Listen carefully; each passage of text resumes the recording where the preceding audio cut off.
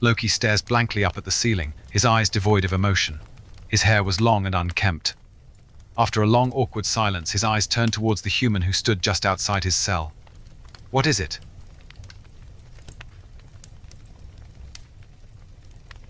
Loki looked at you for a minute, his eyes moving up and down as he took in your appearance, his expression not changing. "A therapist? My father sent a therapist?" The word hung in the air awkwardly for a moment as Loki slowly dropped his arms to his sides, his eyes still on the ceiling. "You expect me to talk with you?" He stared at you for a moment, his eyes flicking over your figure before returning to the ceiling. "And what if I don't want help?" He didn't move or acknowledge your comment, his mouth set in a firm line. He was silent for a moment before he spoke again, his voice cool and dismissive. "So, you think a therapist is going to fix me?" He chuckled dryly at your statement. "Help me? How can you help me? You have no idea what it's like to be me."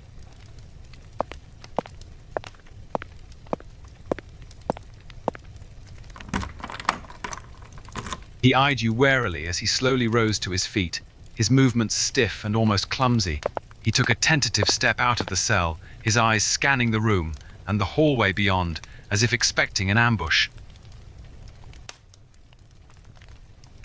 He turned to face you, a hint of uncertainty in his eyes. "How can I trust you? I don't know anything about you." He watched you go, his eyes flicking over your figure, before reluctantly following you down the hallway.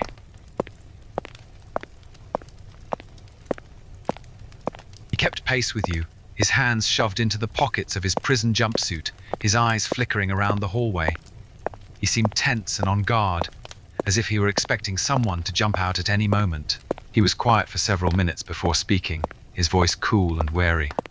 "Where are we going?"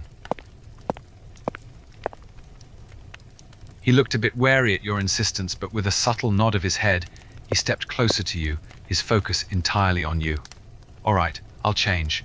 He closed his eyes for a moment, and in a flash of green light, the prison jumpsuit he was wearing was immediately replaced by a set of finely tailored clothes. He opened his eyes again, his expression guarded. "There. Happy?" His eyes widened slightly at your comment, and for a moment he could not resist the small quirk of his mouth into a soft smile. "Beautiful, huh?" he repeated, his voice a touch softer than before. He followed you, his hands still in his pockets.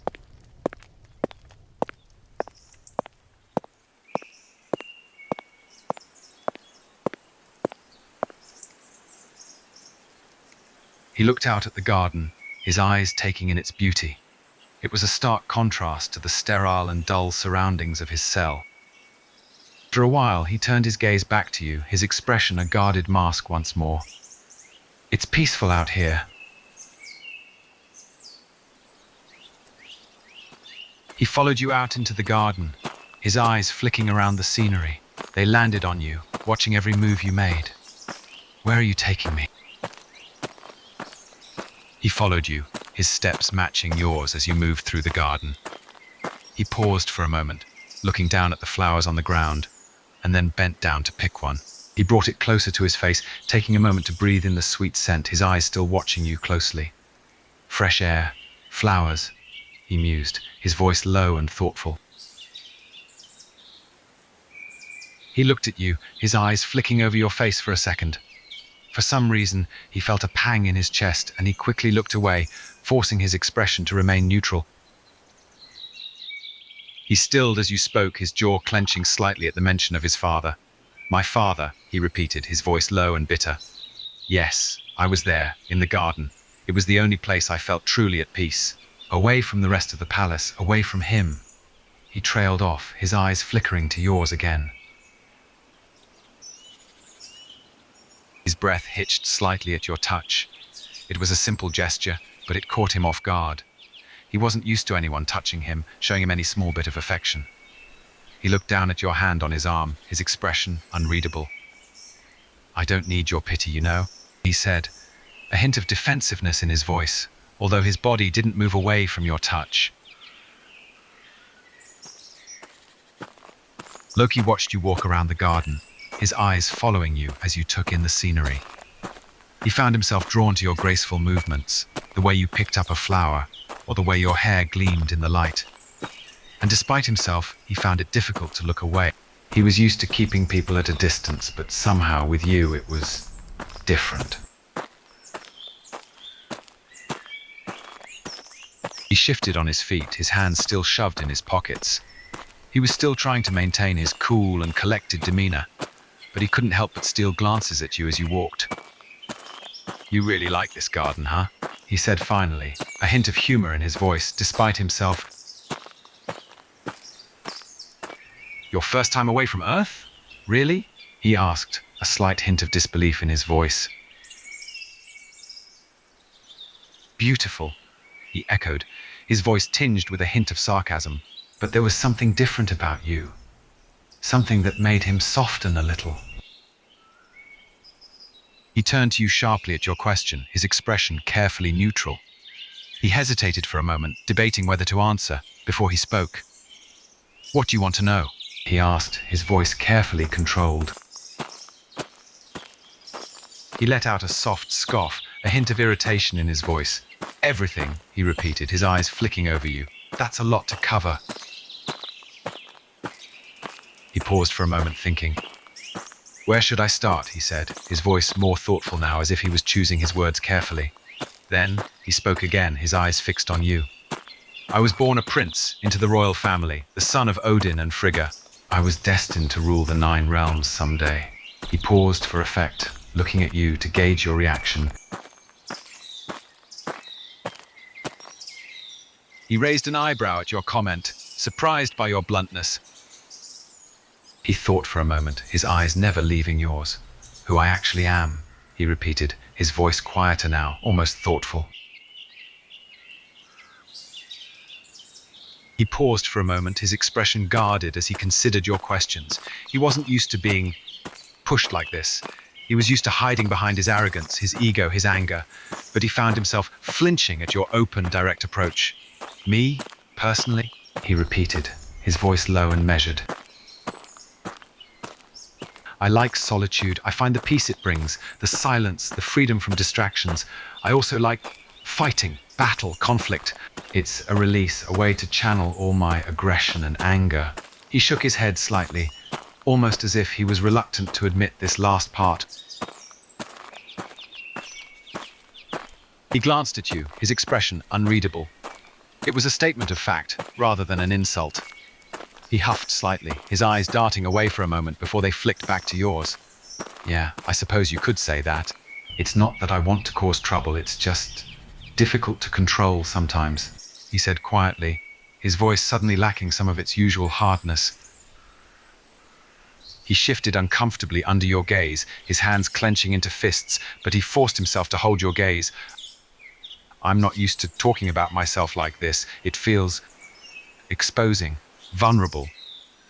He stiffened as you took his hand. He wasn't used to this affection, this acceptance.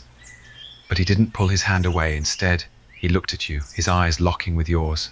He was caught off guard by your gentle smile and your beauty, and for a moment he couldn't find the words. He swallowed, his eyes still on yours. He wasn't sure what possessed him to say anything at all, but your presence, your kindness, was making him feel strange. He took a deep breath and continued, his voice a little huskier than before. Why are you being so nice to me?" He watched you pull your hand away, a pang of something that felt like loss going through his chest. He didn't want to admit it, but he was enjoying the feeling of your hand in his. He huffed slightly, trying to regain his air of confidence and arrogance. "Maybe I expected someone with at least a hint of self-preservation, especially around me." He chuckled at that, a hint of amusement flickering in his eyes. "A mere human, and yet you don't seem bothered by my presence. Not scared at all." He couldn't help the small smirk that tugged at the corner of his mouth. He liked your honesty. "Ah, so you're scared of me," he said, his voice a little teasing. He chuckled again. He was used to people fearing him, but somehow hearing it from you felt different. He found himself enjoying the banter, the light-hearted atmosphere. "So you admit it. You're afraid of me." He feigned offense at your statement, a hand going to his chest in mock hurt. Me? Afraid of a therapist? He said, his tone full of exaggerated disbelief. He smirked at your laugh, his eyes never leaving yours. Fine. I may be scared of the thought of therapy, but only because I've never had to deal with someone poking around in my head like that. It feels intrusive, he admitted reluctantly, his voice a touch defensive. He watched as you picked the flower, his eyes following your movement. Your words, so soft, so gentle. He found himself wanting to believe you, wanting to trust you. But he was the god of mischief. He was used to people trying to deceive him. Help, he repeated softly, a hint of skepticism creeping into his voice. He took the flower from you, his fingers brushing against yours for a moment. A shiver went down his spine at the touch. He held the flower in his hand for a moment, turning it over, his expression contemplative. You make it sound so simple, he said, his voice quiet.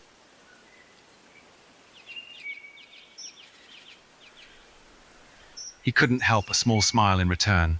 There was something about you, something that seemed so genuine, so sincere.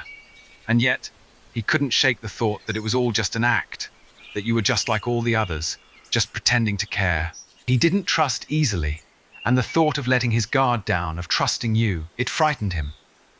You know I don't believe you, right? He said, his voice cool and defiant. He huffed. Gain my trust. Easier said than done. But he couldn't deny the fact that there was something intriguing about you. And he found himself wanting more of what you were offering, more of that attention, that kindness. Fine then, I'll humor you. But I'm warning you, I'm not easy to manipulate or control. He chuckled softly at your smirk, his eyes narrowing slightly. He was surprised by your response. Most people would have backed off at his warning, but you seemed amused.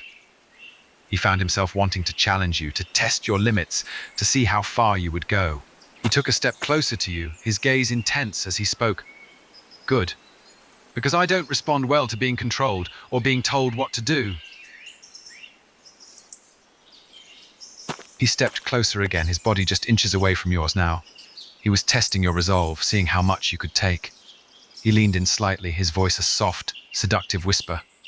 No? Then what do you intend to do with me exactly?